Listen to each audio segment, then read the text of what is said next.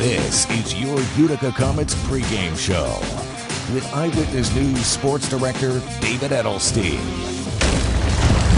Utica Comets face-off. A quick turnaround here for the Utica Comets as they host Syracuse on back-to-back nights. And hopefully the Crunch are enjoying some chicken riggies, tomato pie, and half moon cookies while they're in the area. Good evening, everyone. Welcome to Comets Face-Off. I'm David Edelstein. The Utica Comets played their third game in 5 days last night, and tonight they make it 4 games in 6 days, their busiest stretch of the schedule this season. Utica lost its first 2 games after coming out of COVID-19 protocols. That included a 5-1 loss to Syracuse on Saturday. And last night, Utica looked to turn things around. The Comets and Crunch playing their second of 3 games in a row against each other. Last night was the first of 5 makeup games for Utica after 9 games were postponed last month as the Comets followed COVID-19 protocols. And right there, what a highlight. Goalie Joel Hofer kept it a scoreless game early in period 1. Utica had 5 penalties in the first period. They were just 12 seconds into the game to start as the first penalty. The Crunch led 1-0 at the first break, but Hofer was able to keep it at that 1 goal. And then in the second, Curtis McKenzie jumps on a Crunch mistake. His first goal since February 6th, his first point in 6 games, ties it at 1. It was Utica that had 5 power plays in the second period and outshot the Crunch 22-3.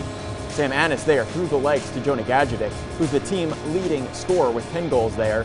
We just saw this same play on Friday as Annis said it's really becoming his signature move.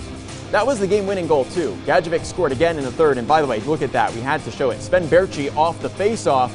Mitch Ranke also scored his first goal of the season as the Comets win their first game since returning to play 5-1.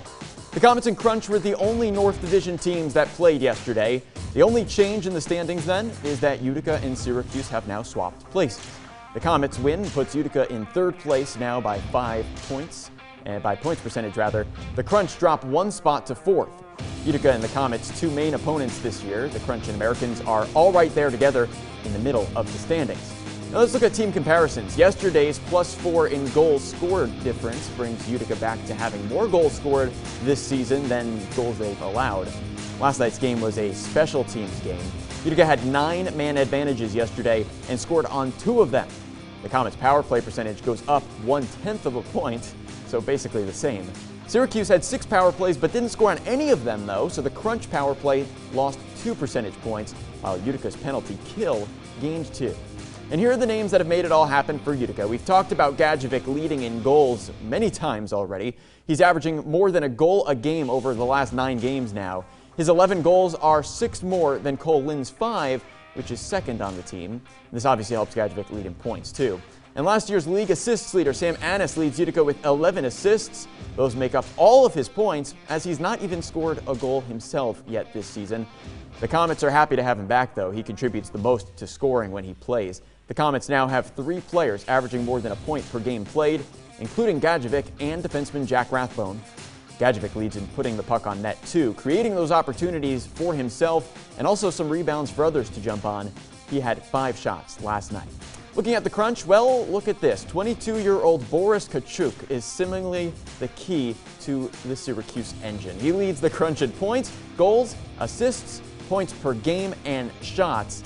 Alex Bray-Boulet would otherwise have been the team goals and shots leader for the Syracuse team, but he was called up to the Tampa Bay Lightning this weekend to fill in for an injury they have down south. So we will not be seeing him tonight, but we'll be seeing a lot of Kachuk, of course. We're looking forward to seeing these names in action, all of them, again tonight. It's not often we get to see 2 ice hockey teams play each other 3 games in a row, but we get to see that treat tonight. So what did Comets players and head coach Trent Cole say about yesterday's game and how Utica can now keep the momentum going tonight? We'll have interviews with the Comets after the break. Stay tuned.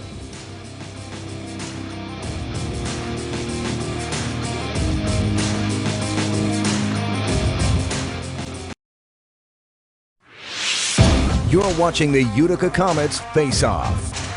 Comets are playing the Syracuse Crunch for the 2nd night in a row. And it's a result of yesterday's game being the first of 5 makeup games for the Comets, who had 9 games postponed last month while Utica followed COVID-19 protocols.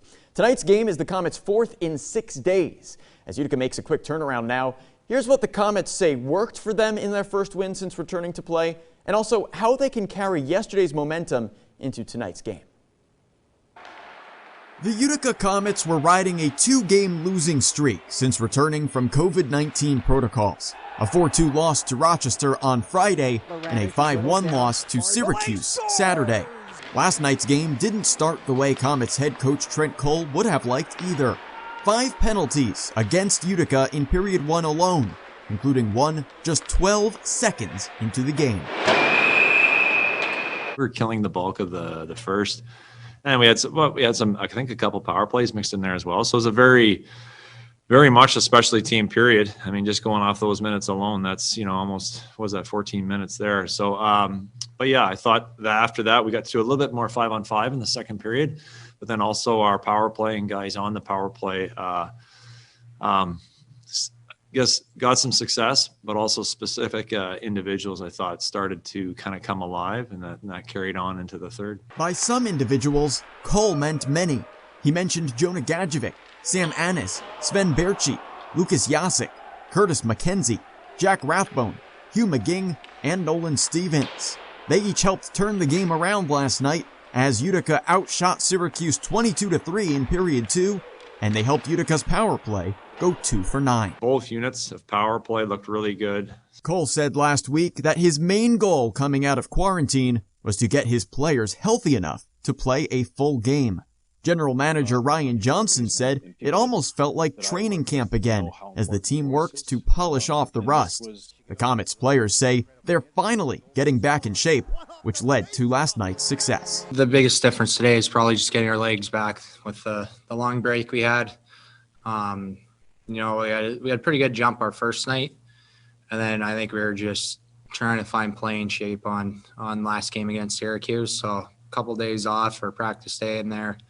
That definitely helps. Forward Curtis McKenzie scored the Comets' first goal last night to tie the game. And the rebound was there for McKenzie. Another chance. Score! His first goal since February 6th and first point in 6 games.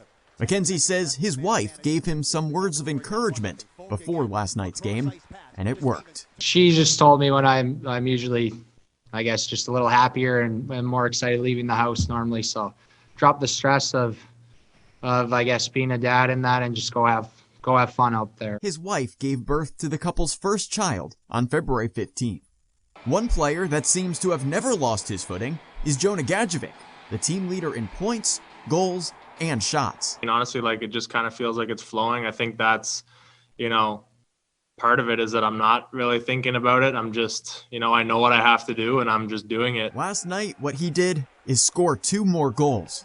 He's now averaging more than a point per game this season. It's kind of fun playing where you don't have to overthink things. You just try to, I just try to keep it simple. I try to do my job. I know what the coaching staff wants of me. I know what I want for myself, and I just go out there and I try to execute to the best of my ability. When you're hot, you're hot. You don't talk to him too much. Just keep it going and pat him on the back. A type of encouragement that every player needs after all the Comets have been through so far this year.